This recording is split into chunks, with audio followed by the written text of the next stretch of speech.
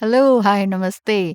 DNA क्या होता है? इसके बारे में आज हम बात करेंगे। डीएनए डीऑक्सीरिबो न्यूक्लिक एसिड हमारे शरीर का ब्लूप्रिंट होता है। डीएनए के बारे में आराम से जानेंगे। इसमें ये इन्फॉर्मेशन होती है कि जो हमारा बॉडी है वो कैसा बनेगा, सेल्स कैसे काम करेंगे और कौन से ट्रेट्स हम इनहेरिट करते हैं।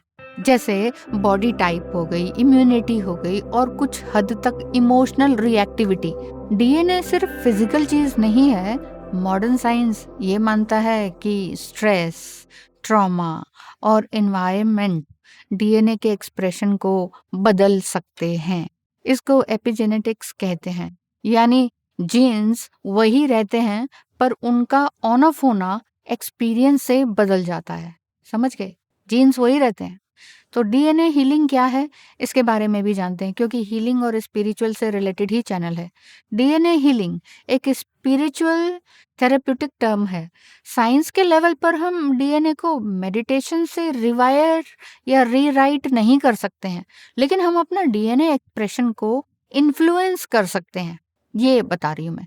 जब कोई इंसान पुराने ड्रामा, फियर या सर्वाइवल पैटर्न में जी रहा होता है तो बॉडी हमेशा स्ट्रेस मोड में रहती है। हीलिंग प्रोसेस से क्या होता है, नर्वस सिस्टम काम हो जाता है।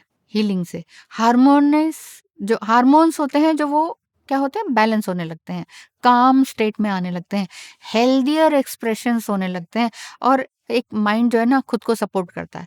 तो इस सेंस में डीएनए हीलिंग का मतलब क्या हुआ कि बॉडी एंड माइंड को ऐसे स्टेट में लेके जाना जहां पर इनहेरिटेड स्ट्रेस पैटर्न धीरे धीरे डिसॉल्व हो सकते हैं।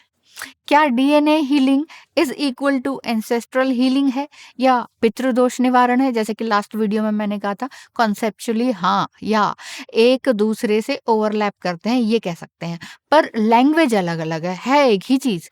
एंसेस्ट्रल हीलिंग या पितृदोष निवारण ये मानता है कि अनरिजॉल्व्ड पैटर्न जो हमारे बुजुर्गों के चले आ रहे हैं ना, सर्वाइवल टाइम के, वो एंसेस्टर्स के, तो वो हम झेलते हुए आते हैं, हमारे जीन्स में आ जाते हैं, हमारे जनरेशन नेक्स्ट जनरेशन में आ जाते हैं। जैसे किसी का डर है तो वो नेक्स्ट बेबी भी जो है शुरू से ही डरेगा। इस तरह के पैटर्न आ जाते हैं और साइंस इसे इंटरजेनरेशनल ट्रॉमा कहता है। और स्पिरिचुअल फ्रेमवर्क से देखें तो इसे कर्मा या पितृ के रूप में समझा जाता है। ठीक है, तो दोनों को कोर को समझें तो जो प्रोसेस नहीं हुआ वो पैटर्न बनकर रिपीट होता है, जो चीज प्रोसेस नहीं हुई ना वो पैटर्न बन गया। और एंसेस्ट्रल पैटर्न कैसे बनते हैं और क्यों डिस्टॉर्टेड होते हैं, इसके बारे में भी ध्यान से सुनिए। जब किसी जनरेशन ने एक्सट्रीम पॉवर्टी देखी हो, किसी जनरेशन ने बहुत अब्यूज देखा हो, वॉर देखा हो, देखा ही है 100 साल पहले, यही सब तो देखा है हमारे grandfather and their forefathers, तो उन सब ने यही सब तो देखा है।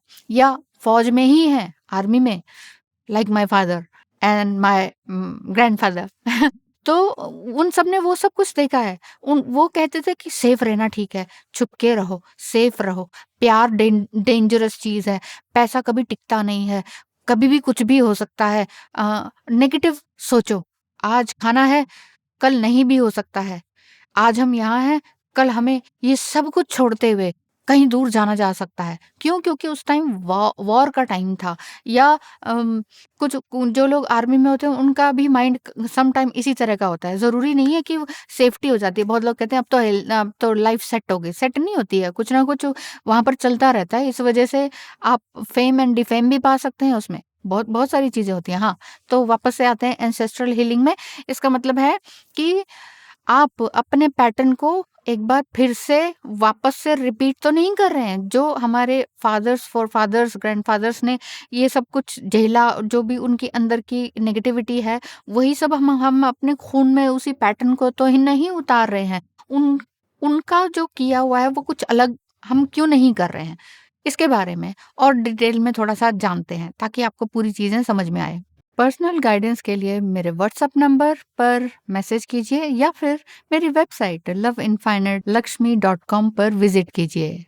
वो सब लोग जो हैं वो अपने बॉडी लैंग्वेज, क्लाइमेट, इन सब चीज़ों से वो पैटर्न को डिस्टॉर्टेड बना देते थे। लेकिन प्रेज़ेंट रियलिटी के लिए ये सारे पैटर्न बने नहीं हैं, वो पास्ट के डेंजर के लिए बने थे, उनके जो पैटर्न थे, ठीक है? अब अनहेल्दी एंसेस्ट्रल पैटर्न जो बने हुए आए हैं, उनको तोड़ने के लिए ही तो ट्विन फ्लेम्स आए हैं। तो ट्विन फ्लेम्स जो है वो पैटर्न को तोड़ना है। ट्विन फ्लेम है चाहे आप एम्पैथ हैं, जो भी आप सुन रहे हैं, ठीक है? तो उन सब की चीज़ों को आप ऑब्ज़र्व करते हुए आए हैं, बल्कि अब आपको ऑब्ज़र्व करते हुए तो आए हैं, लेकिन अब आप अवेयरनेस में आ रहे हैं कि आप ये कह रहे हैं ये मेरी असली चॉइस नहीं है, this is not my choice, है ना? तो फिर आप इस चीज़ को इस तरह से अपनी बॉडीज़ के थ्रू रिस्पॉन्स दे रहे हैं, क्योंकि पैटर्न सिर्फ माइंड में नहीं, नर्वस सिस्टम में स्टोर्ड होता है, नर्वस सिस्टम में स्टोर्ड है। तो थेरेपी है, सोमैटिक वर्क है, जर्नलिंग है, ब्रेथ वर्क है, बाउंड्रीज़ है ना? ये सब कुछ बनाना पड़ता है, बाउंड्रीज़ वगैरह बनाना पड़ता है। तो ये सारे स्पिरिचुअल रिचुअल्स होते हैं जो कि ग्रैटिट्यूड को पे करते हैं। एंसेस्टर्स को हमने अपने एंसेस्टर्स को कर्स नहीं करना है, उनको ब्लेम नहीं करना है, तुम लोग ऐसे करते थे, वैसे करते थे। उस समय उनकी वो सारी सिचुएशन, देश की सिचुएशन, देश, काल, परिस्थिति बोलते हैं ना जैसे, वो उस समय वैसी ही थी इसीलिए। अब वेगस नर्व्स क्या है, इसके बारे में भी सुनते जाइए। ये मैं क्यों ऐड, क्योंकि वेगस नर्व जो है पैरासिम्पैथेटिक नर्वस सिस्टम का मेन हाईवे है, जो कि ब्रेन को हार्ट, लंग्स, गट से कनेक्ट करता है। और जब वेगस नर्व जो है स्ट्रांग होता है, तो बॉडी जो है सेफली या सेफ्टी का सिग्नल भेजती है, सेफली फील करती है। हार्ट रेट थोड़ा सा स्टेबल होता है और डाइजेशन बेटर हो जाता है, और इमोशंस जो है रेगुलेट होने लग जाते हैं, वीक नहीं होते हैं। तो एंग्जाइटी और फ्रीज रिस्पॉन्स होता है ना कि ओह कोई मुझे गालियां दिया जा रहा है तो मैं फ्रीज हो गई, तो बिल्कुल फ्रीज हो, फाइट फाइट फ्रीज एंड क्या क्या बोलते हैं, तो वो सारी चीजें। तो ये हीलिंग का टाइम में फिर ये जो आपका वेगस नर्व है ये काम आती है, क्योंकि पुराना ट्रॉमा अक्सर इसी नर्व के थ्रू बॉडी में होल्ड होता है। वेगस नर्व के बारे में क्यों बोला है? इसीलिए डीएनए का जो ट्रॉमा है वो इसी में होता है। तो ईडा पिंगला नाड़ी एक ही वही चीज है क्या? है ना? तो एग्जैक्ट 1 टू 1 मैच नहीं है, लेकिन फंक्शनल सिमिलैरिटी जरूर है। यौगिक सिस्टम में ईडा नाड़ी कामिंग, कूलिंग और लॉजिकल रिस्पॉन्स को वो है से मिलती-जुलती है, ठीक है? तो पिंगला जो है एक्टिवेट करती है और सिंपैथेटिक रिस्पॉन्स जैसी ही होती है।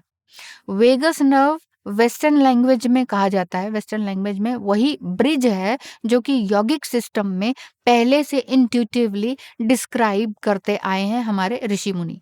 इसीलिए कई यौगिक प्रैक्टिसेस जो हैं वो यौगिक नर्व्स के वेगस नर्व्स के बारे में डिस्कस करते हैं। Vagus nerves heal and activate करने वाली एक एक्टिविटीज को देते हैं वो लोग, मतलब जो लोग वेगस नर्व की प्रैक्टिस करवाते हैं वेस्टर्न में, जिसमें हमिंग हो सकता है, चैंटिंग हो सकता है, ओम का चैंटिंग, कोल्ड वाटर से नहाना हो सकता है, फेस स्प्लैश हो सकता है।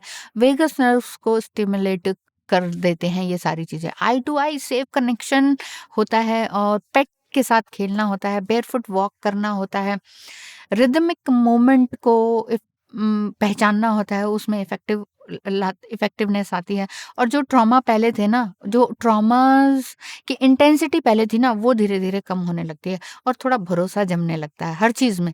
जैसे कि अभी भी आप ये कहते होंगे ना कि हमें इस जर्नी पे विश्वास नहीं है, हमें आप पे विश्वास नहीं है, ये सब धीरे धीरे सारी चीजों पे विश्वास होने लगता है। तो डीएनए हीलिंग, एंसेस्ट्रल हीलिंग, पितृदोष निवारण, ये अलग अलग लेंसेस हैं, अलग अलग लेंसेस से अलग अलग तरीके से देखा जाता है। ट्रुथ और कोर तो यही है कि नर्वस सिस्टम को सेफ्टी सिखाना, ताकि पुराना सर्वाइवल पैटर्न जो पुराने टाइम से चला आ रहा है उसको तोड़ा जा सके।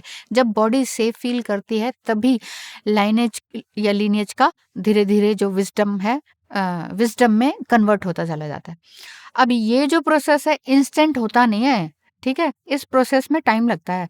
बिल्कुल ग्राउंडेड अगर आप हो गए और प्रैक्टिकल तरीके से आप हैं, तो ही ये हो सकता है। और हाँ, एक चीज़ और बता दूँ, अगर आप सिंगिंग में इंटरेस्ट रखते हैं तो लॉन्ग आलाप या धीरे धीरे धीरे सॉन्ग जो लंबी तान के साथ हो, वो वाला गा के आप अपनी वेगस नर्व को बहुत ही अच्छे तरीके से अलाइनमेंट में ला सकते हैं और बहुत अच्छी तरीके से काम कर सकते हैं।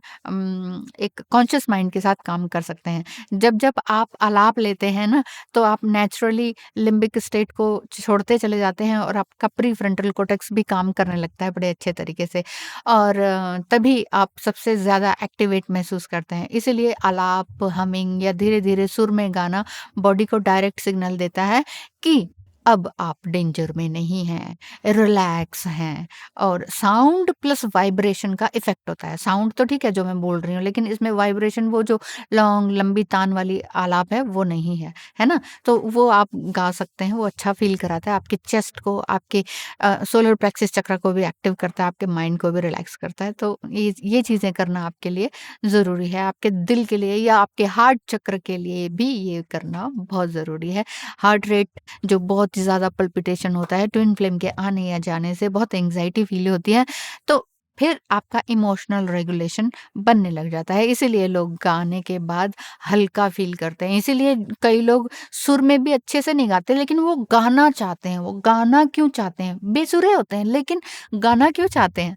इसीलिए चाहते हैं, वो रिलैक्सेशन होता है। सेरोटोनिन एंड डोपामाइन ये सारा मिलता है। थोड़ी बहुत फेक तालियाँ भी आ जाए तो भी उनको बड़ी खुशी मिलती है, समझे? तो गाते रहें, मस्त रहें। और हाँ, एक बात, आई एम एजिंग ये मत भूलिए, क्योंकि एज आपकी बॉडी की हो रही है, आपकी सोल की नहीं। अपने सोल मिशन पर लग जाइए और क्या और क्यों के क्वेश्चंस खुद से पूछते रहिए। बाकी कब और कैसे ये हायर इंटेलिजेंट फोर्स पर छोड़ दीजिए। मस्त रहिए।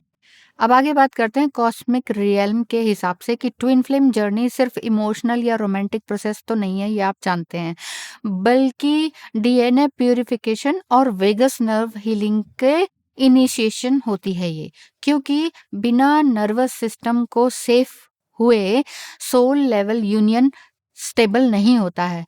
जब एंसेस्ट्रल ट्रॉमा और सर्वाइवल पैटर्न डीएनए एक्सप्रेशन में एक्टिवेट रहते हैं, तो कनेक्शन इंटेंसिटी बन जाता है, पर हार्मनी नहीं बनती है।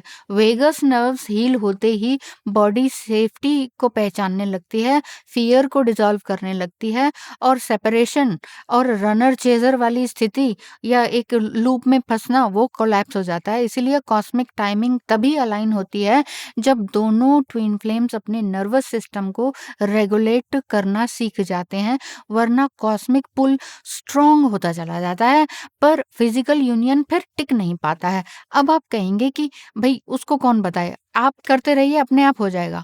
हम सभी के भीतर एक तरह से अर्जुन है जो कि ये पुकारता है कि कृष्णा तुम आ जाओ, लेकिन कृष्णा किसको मिल पाते हैं? असल में उसी को मिल पाते हैं, उसी अर्जुन को जो सीधा और सरल रूप से अपने काम को करता रहता है। इस सेंटेंस से लास्ट सेंटेंस जो मैंने बोला, इससे आप क्या समझे?